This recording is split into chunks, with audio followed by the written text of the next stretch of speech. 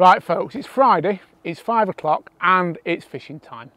And for this week's little fix, I thought we'd come to a venue not 5 minutes from my house, a place called Carp Fishery that's rammed with carp and lots of other silverfish as well. And I thought we'd make the most of what's left of summer and do a little bit of margin fishing. So, all we're doing tonight is keeping things dead simple, feeding a few of the natural 2-in-1s. I've got some fat boys as well for a change hook bait, but for now I'm just going to use the natural 2-in-1s, and we're feeding a little bit of bait down the edge with a kinder pot, and hopefully we're going to get in touch with some of the big carp that live in this lake. So first of all, I'll talk you through the tactic, and then we'll run through what I think you can expect this weekend if you're heading out on the bank fishing wise, because I'm pleased to tell you once again it's quite a good forecast.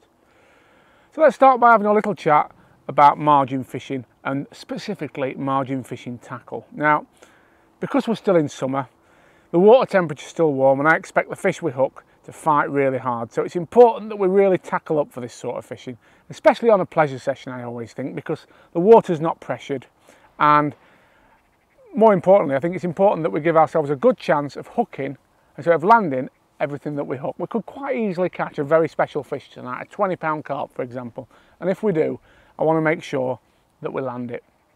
So we're talking really robust mainline. I've got 019 reflow power mainline on there, which is a little bit stronger than the stated 019, I don't mind saying, with an 017 hook length, which again is a little bit stronger than stated. So, oh, that was a nice little bite. I don't know how I missed that. Useless. Let's try again. Could have been a line bite, but with this setup you don't normally get too many line bites. I'll talk you through that in a second. So what we've got on here, as I said, is that nice positive mainline and hook length. Float wise, it's a 0.3 Mick Wilkinson margin, which is a lovely pattern for edge fishing, and we've got that dotted about halfway down the bristle. I do like to leave a little bit of bristle out when it comes to edge fishing, just so we can really read the float and distinguish a proper bite from a line bite. So as I said, generally when you get a positive pull under like that last one was, it is that a fish has got the bait in its mouth and turned its head away, and that's why you're getting that fast bite, or maybe it's sat a little bit off the bottom and sucked it in. But either way, it's a proper goes under, as I like to call them, not a daft little indication, movement from side to side or anything like that, which indicates a fish has maybe brushed against the line. So you can read your bites. We've got a nice back shot on, 2 number 8s, about 5 inches, 4 or 5 inches above the float, which just helps to keep the float in position. Now, plumbing up's really important when it comes to edge fishing. Normally, I'd try and find a bit shallower water than I have tonight, but obviously you're faced with what you're faced with, and on this peg, I've got just over 2.5 foot of water. The good thing is though, it's a nice level flat bottom, and because Fuke is quite a heavy bait, I've fed quite positively by both kinder pot and by hand when I feel I need to draw a few fish in, and I'm happy that that bait's on the bottom and the fish are feeding down there. But maybe if I could get in shallower water, if I could get in 14 or 16 inches of water this time of year, that would be where I'd look to fish. So feeding wise, there's 2 schools of thought when it comes to edge fishing, but in deeper edges like this, it's definitely best to play it safe and just feed a little bit of bait and try and pull the fish in 1 or 2 fish at a time. You don't want loads of fish in your peg at once when edge fishing, because that, oh, that was an indication, interesting that. Yeah, you don't want loads of fish in your peg when you're edge fishing, because when you get that, generally, that's when you start to foul hook fish.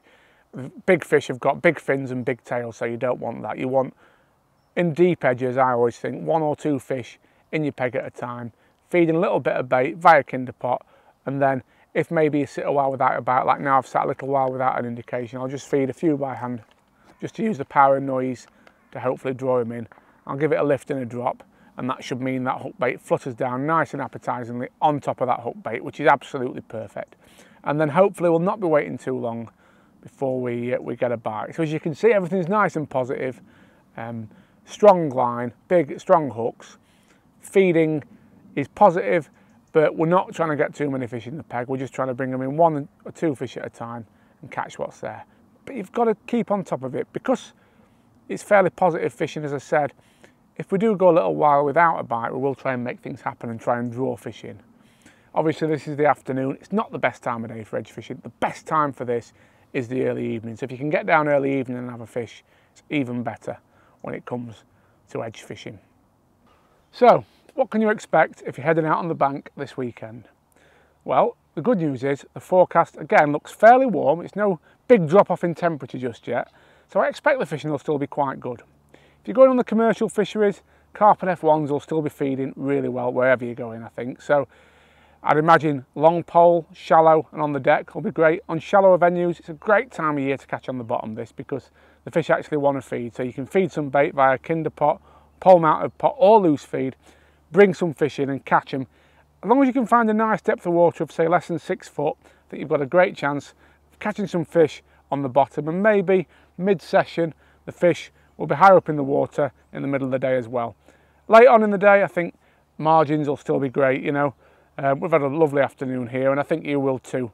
For another few weeks yet, the edge fishing will still be really, really good. So certainly, oh, there's a fish. Certainly don't neglect the edge fishing wherever you're heading this weekend, because as you can see, there's still very much feeding in that part of the lake. If you're going on the rivers, I think, you know, again, you should, by all accounts, have a really, really good weekend, because if you saw the results of the Riverfest last week, you'll see all species are feeding fairly well. I still say we could do with a drop of rain really for prime, optimum river conditions. I would like a little bit more rain really, but you can't have everything. The fact of the matter is, this is the best time of year for river fishing. Roach, chub, barbel, dace, everything should be feeding quite well on your local river this weekend. So if that's what you're wanting to do, head out and have a go. The great news as well for the river anglers, a little bit of rain does look to be forecast next week. As I said, Sunday's forecast is showing rain in some parts, but Monday and Tuesday is definitely going to be a drop of rain. So I think next weekend will be brilliant for the rivers. Canals, again, it's just prime time really. All species will be feeding well on the canal this weekend. Roach, skimmers. Methods and tactics wise, for the roach, I think hemp takes some beating really. Maybe fishing a black Fuca micro on the hook. If it's the skimmers you're after, look at him, really, really pretty little fish.